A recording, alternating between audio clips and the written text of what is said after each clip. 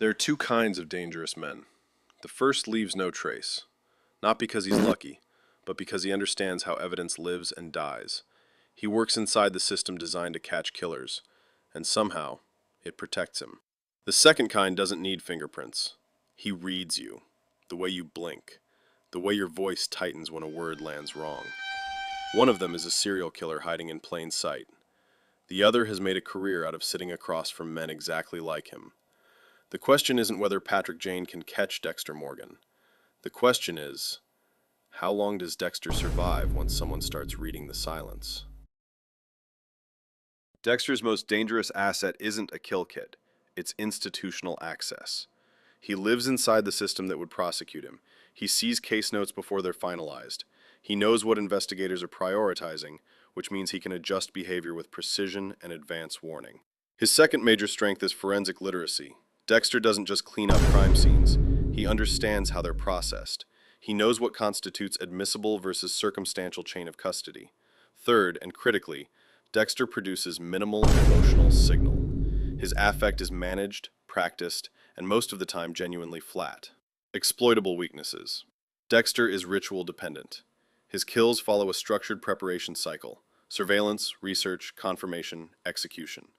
That cycle creates predictable behavioral windows. He also carries one catastrophic vulnerability: the people he loves. Any sustained investigator who identifies those relationships has leverage. Finally, intellectual ego. Dexter is capable of underestimating unconventional opponents. Jane's primary capability is identifying the absence of expected emotion, the uncanny valley of human affect. Dexter's emotional flatness is not protection against Jane. It is, in fact, suspicious on a different register. Jane operates with long-game patience.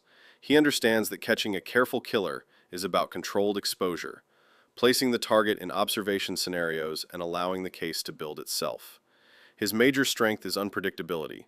He fabricates conclusions to watch how targets correct them. Exploitable weaknesses. Jane is physically vulnerable. He depends on institutional scaffolding for the arrest phase. The window between Jane knows and Jane can prove is exactly where Dexter operates. Patrick Jane is brought in to assist a case connected to one of Dexter's earlier kills. Dexter is assigned as forensic liaison. Win condition: Jane, correctly identify Dexter as a serial killer and secure arrest-level proof. Win condition: Dexter, neutralize the threat before Jane secures proof. Constraints: real-world physics, no institutional plot armor, both at canonical peak intelligence. Phase 1. Initial contact. Their first meeting is unremarkable. Jane is personable, slightly odd. Dexter is professional and controlled. But Jane registers something. Not a tell, but a texture. Dexter's normal is too calibrated to be unconscious. Phase 2. Suspicion and counterplay. Jane introduces a small false conclusion. Dexter corrects it. Immediately. The corrections feel like professional maintenance to Dexter. To Jane, they read as data. Simultaneously, Dexter begins assessing Jane as a threat. Phase 3. Escalation. Jane reveals privately that the killer likely has forensic background inside law enforcement. The information travels. Dexter now knows Jane is narrowing in. Dexter constructs a redirect, floating an alternative suspect. Jane catalogs it, because Dexter volunteered it. Phase 4. Endgame. Jane fabricates an investigative breakthrough suggesting a storage unit tied to one of Dexter's aliases. Dexter knows it's fabricated, but he also knows Jane is no longer guessing. Dexter attempts to frame Jane, planting evidence suggesting misconduct. Jane anticipates the move and documents the access chain.